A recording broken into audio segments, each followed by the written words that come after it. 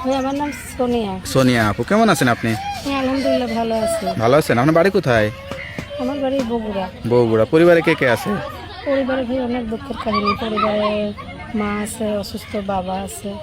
আচ্ছা আচ্ছা। আপনি কি করেন? আমি এখন বেকার, কিছুই করি না। আমি বেকার। এখানে বিয়া হয়েছিল, বাবারা পছন্দ করে, বাবা পরিবার থেকে পছন্দ করে বিয়া দিয়েছিল। সেই ছেলে অন্য মেয়ের সাথে প্রেম করতো, আমি সেটা জানতাম না, আমার পরিবার জানতো কতদিন না। পর বুঝতে পারলেন?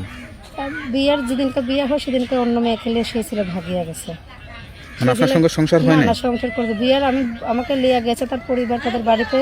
ওই সেই রাত্রেই আমাকে থুয়ে অন্য মেয়েকে লিয়ে ভাগিয়ে গেছে। তার সাথে অনেক দিনের রিলেশন ছিল, অনেক সম্পর্ক ছিল। আপনার জীবনটা নষ্ট করার তার কি অধিকার আমি ছিল? তো সেটা জানি না, সেটা আমি বুঝতে পারিনি। আমার পরিবার এখন তো তার পরিবার থেকে জোর যুক্তি করে ছেলেটাকে বিয়ে করছে। আচ্ছা আচ্ছা। তা এখন মা বাবার সাথেই আছেন?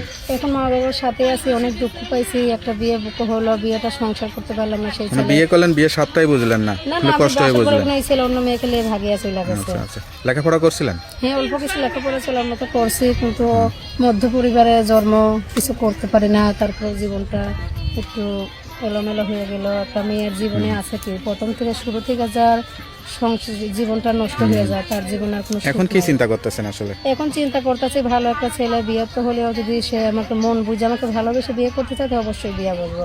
কেননা একটা ছেলের কাছে বিয়ে বসে ধোকা খাইছি, সে অন্য মেয়েকে নিয়ে ভাগিয়ে গেছে। মানে এখন যেরকমই হোক আপনি একটু খোঁজ খবর নিয়ে বিয়ে শাদী করতে চান আসলে? অবশ্যই হ্যাঁ, বিয়ে সাথে আচ্ছা, করতে চাই। তা চেহারাটা দেখালে সমস্যা আছে?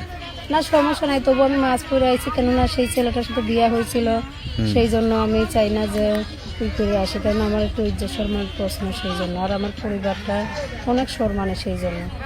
পরিবার থেকে চেষ্টা করতেছে না বিয়ে শাদী? পরিবার থেকে এখন চেষ্টা করলে আমি সেটা বসতেছি না, কারণ তাদের বিরুদ্ধে বিয়ে বসে আমি একটু অনেক মানে তাদের লস পছন্দ করছি। বিয়ে করে একবার ইয়া খাইছেন, এখন নিজের পছন্দ বিয়ে হ্যাঁ, করতে হ্যাঁ, চান? তারা তো বলছে যে ছেলেটা অনেক আচ্ছা, ভালো, পরিবারটা ভালো, বিয়েটা বসে। এখন বিয়েটা বসে দেখে কি সেই ছেলেটা অন্য মেয়েকে ভালোবাসে, সে অনেক দিনের রিলেশন। যা বলতেছেন সত্যি বলতেছেন তো?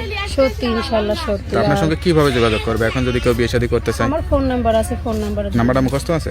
জি, নাম্বারটা ওই যে আপনি বলে দেন। হ্যাঁ, নাম্বারটা আমার কাছে দেন, আমি দেখে বলে দিই। হ্যালো বিয়া, শুনতে পারলেন এক অসহায় গরিব পরিবারের একটা হতভাগা মেয়ে। আসলে কোনো মেয়েই চায় না তার জীবনে এরকম হোক।